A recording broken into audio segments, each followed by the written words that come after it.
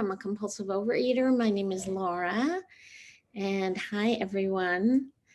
And Viva, oh my goodness, your enthusiasm is infectious. I love it. Come cheer for me at my house any day. I'm abstinent today. It's the most important thing in my life. It is 3 meals weighed and measured from that gray sheet food plan. Only 3 meals, only from foods that are listed on that plan. And I write my food down. I commit it to my sponsor. If she's not available, I call someone else with 90 days or more. I do it without exception, and it gives me a life. And I have been abstinent since April 16th, 1982. So just so you don't have to do the math, this April will be 39 years. And I came in and I was 19 and I'm now 58. And I planned to be here for 2 weeks. That was it. And my higher power had other plans. So I just want to say a big welcome to people who are new or counting days. When I got here, it was a very strange and scary place. I couldn't diet anymore. There's somebody who sometimes says that he feels like you get a certain number of diets in your life, and then by the time he got here, he'd used up all his diets. And that's sort of how I felt. And I was only 19, but I didn't have another one in me. I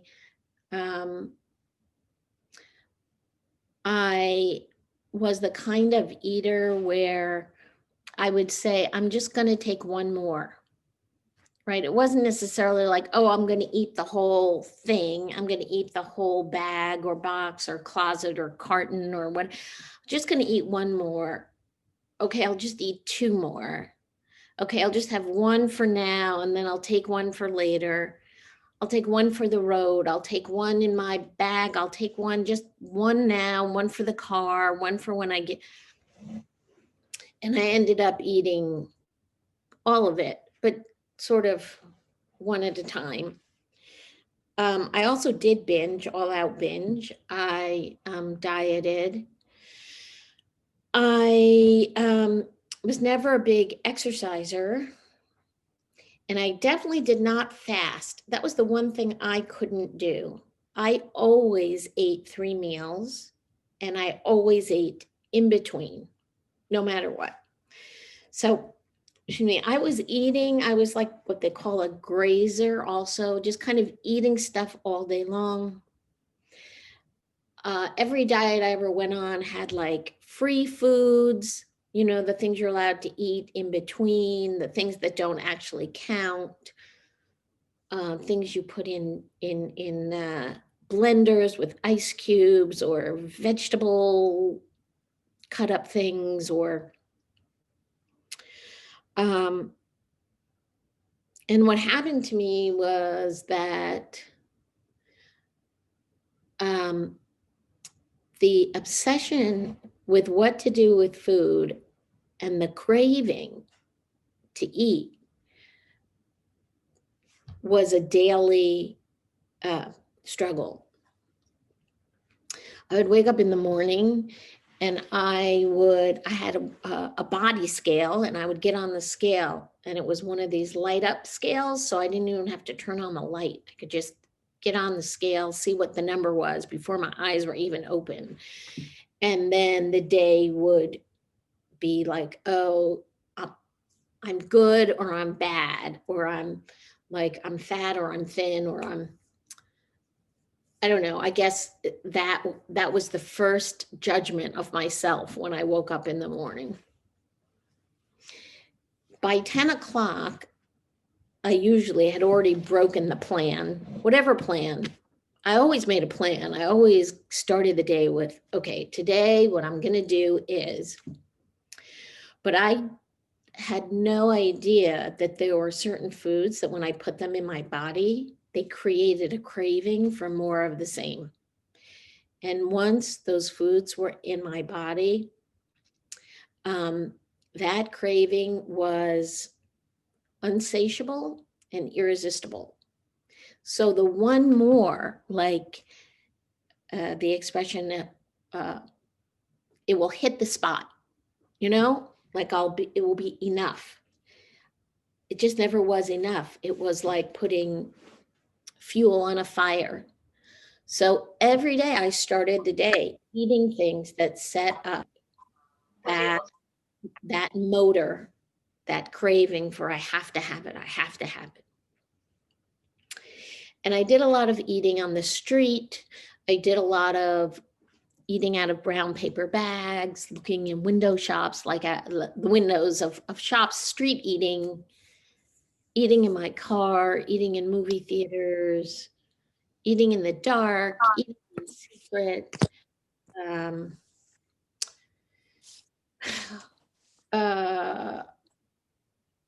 Yeah, I was always supposed to be on a diet in my head. And so I was a failure every day. I never made it to the end of the day going, good job, you did what you intended to do. I mean, sometimes I made it to the end of the day without binging, but anyway, I was in college and I couldn't show up to my classes. I was having these therapy appointments with a psychiatrist on the phone, hundreds of miles away. I was trying to drop out of classes because I would go to the library to study and I couldn't study without food. I couldn't sit anywhere. My body was always like, I got to get it. And then when I would have the food, then I couldn't study. So it was pretty much of a lose-lose. And the school wouldn't let me drop classes. The other thing was that I smiled all the time. Like people didn't know that I was struggling. My weight was maybe like 30. My highest weight was maybe 30 pounds more than I am now. I'm 5'1". So, I was like a little chunky or something, but I wasn't obese. I wasn't even particularly fat, but I was miserable. Always trying to hide my body. And so my mother was an alcoholic who was sober in Alcoholics Anonymous. And one day I called her up after a really bad binge. And I had eaten God knows what. And then I had taken like 90 laxatives. It was a bottle of, I also am a vomiter, so I would make myself throw up, not easily, not happily, and it didn't make me thin. It was sort of this thing that I guess ultimately I hoped would end the compulsion. Like, okay, I have the compulsion, I eat the food. If I threw it up, maybe that drivenness would be over. I mean, it wasn't intellectual like that, but what vomiting did was made room for more food, but it didn't take away the craving or the urge. So my mother told me that there was something called Overeaters Anonymous, which was like AA, but for food. She knew people who were in it from her AA group. She was sober about 8 years. And I went to a meeting that night. I was so desperate. And I was in Cambridge, Massachusetts, and that was the meeting that they had was Gray Sheet. I didn't know any different. And on one hand, I so wanted relief. I wanted them to say welcome and embrace me. And it would be like relief. I needed relief from my insanity with food. But on the other hand, I wanted them to say, oh, you're too thin. You can't be here. Like how they would do at other weight loss programs. I think there was a piece of me that knew that AA wasn't like they teach you how to drink normally program. AA was an abstinence program around alcohol. And I definitely did not want this to be like, I wanted this to be a phase or something. I knew that once you were in AA, like you didn't leave kind of thing.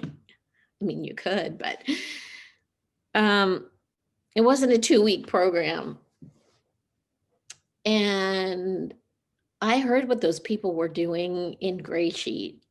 It was so strange to me.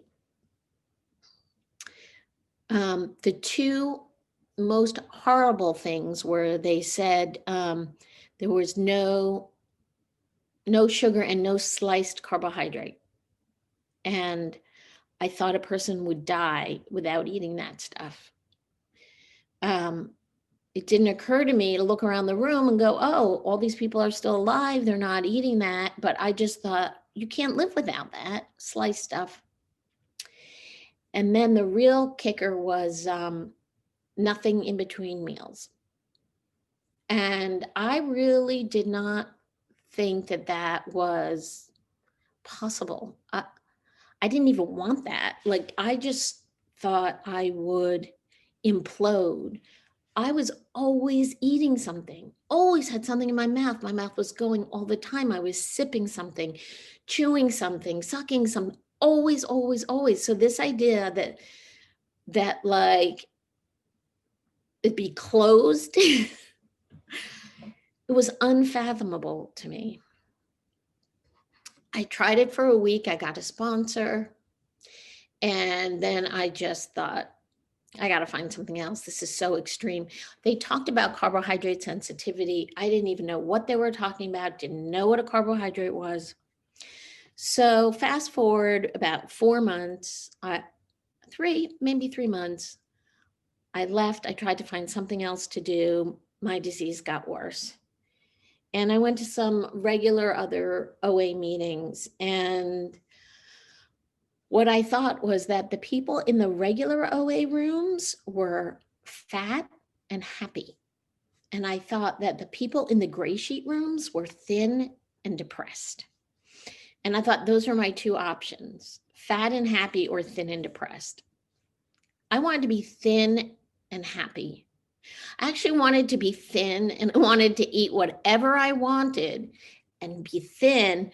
And also, I didn't have the words for it then, to be free from food. Like, I wanted to be neutral around food and no one was offering me that option. But when it got bad again, I went back to those thin, depressed people. As I said, for 2 weeks, I'll do what they do and I'll clear up and then I'll find something else to do. So I got a sponsor. I just did whatever she told me. I went to a meeting pretty much every day. I made phone calls to people. I had 5 phone numbers and I was told to make 3 phone calls a day. So I was rotating these numbers and I thought, oh my God, these people must be so sick of me. What do you say to people?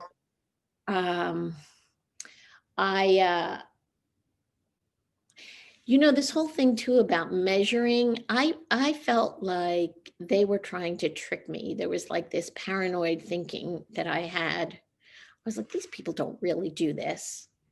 They just want me to look ridiculous. They don't really measure their food, everything, like vegetables, like salad, like who measures that?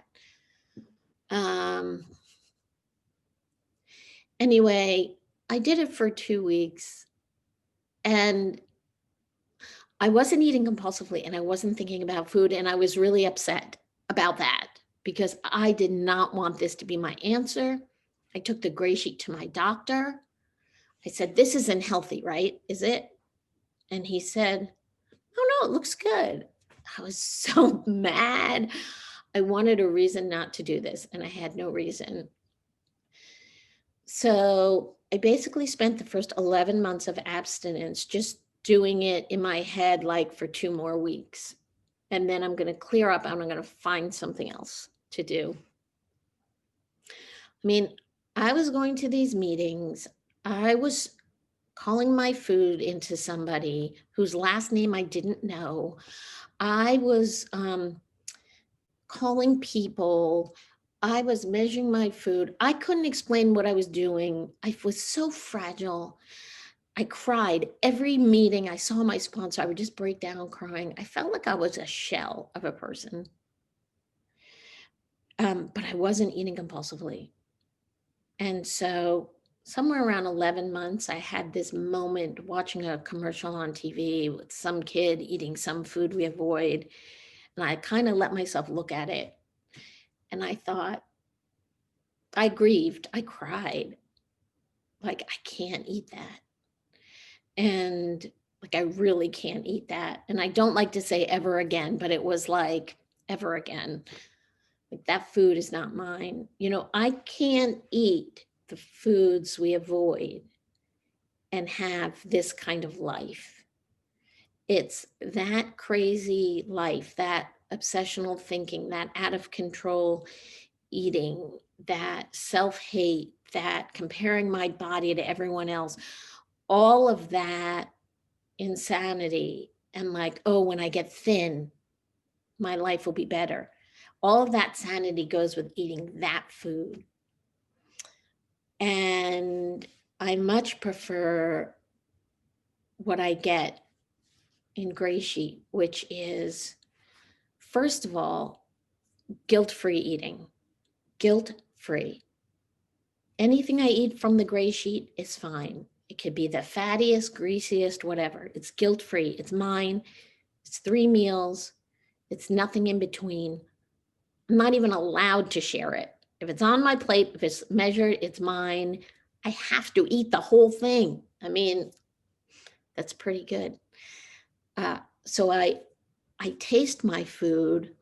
I enjoy my food, and it's enough. It does not set off a craving in me. I don't obsess about it. I only really think about it so that I can plan it, or maybe to look forward to it. But I have the most neutral relationship I could possibly have with food on Gray Sheet. I'm not a normal eater, but my food is contained 3 times a day, 3 meals a day, and then I have so much time for everything else. Now, those things could be other obsessions, or they could be productive living.